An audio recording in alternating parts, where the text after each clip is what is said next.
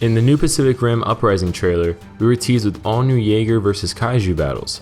However, a moment that caught many people off guard was the public reveal of the evil Jaeger named Obsidian Fury.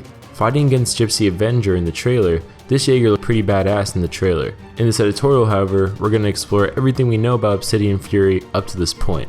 Likely one of the biggest changes viewers will notice is that this experimental Jaeger is essentially a drone, lacking human pilots and instead being controlled externally. Now the control mechanism here is what's shrouded under mystery. I'm sure it has something to do with how the Kaiju are controlled by their creators and humanity trying to adapt to the form of technology with regards to that, because it kind of teased that in the first movie with Newt. And just going to the Jaeger specs for a bit, it appears to be digital on the surface until it reveals a nuclear reactor similar to what Gypsy Danger had in the first movie, which is capable of firing an energy blast as far as we know based on the second trailer.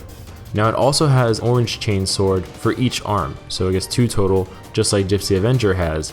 And while it doesn't showcase these in the trailer, it likely also has an energy projection weapon of some kind similar to a plasma caster. Now I say this only because the toy counterpart has both hands listed as removable, which would make sense if you were removing the hand and putting on a blaster instead. And in the first trailer also, Obsidian Fury showcased the ability to fire missiles from its shoulder region. So overall, Obsidian Fury kind of seems very generic for a Jaeger, not showcasing any unique abilities or weapons really for the most part, although that may just be a result of Obsidian Fury seemingly being the first of its kind, and also because it seems like these are being mass produced. So I'm sure they don't want to go too special with it if you're producing like 100,000 million of them, theoretically.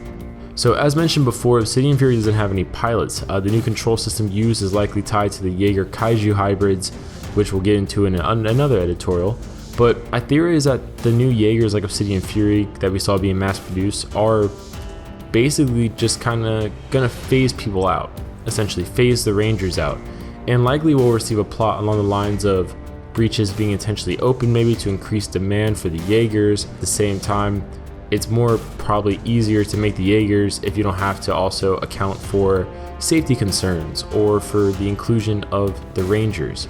The Pan-Pacific Defense Corps is getting bad publicity in this movie, and I could easily see how they're like, oh, if we get more Kaiju to fight, we'll be heroes again.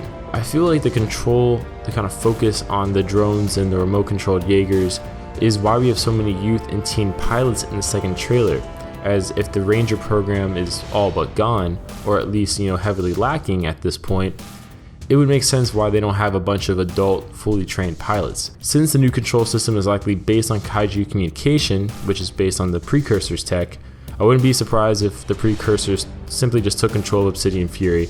Comment below with your guys' theories and thoughts for Obsidian Fury, and we'll see you guys later, and maybe if we get an obscene amount of more details for the character, or for the Jaeger I should say, we'll do an updated thing about him. Thanks for checking out our content. Check out our Facebook and Twitter for our latest updates, and our website for the latest news articles and editorials. Also, feel free to donate to our Patreon if you'd like to see our current content get better. Thanks for watching, we hope you guys have a great day.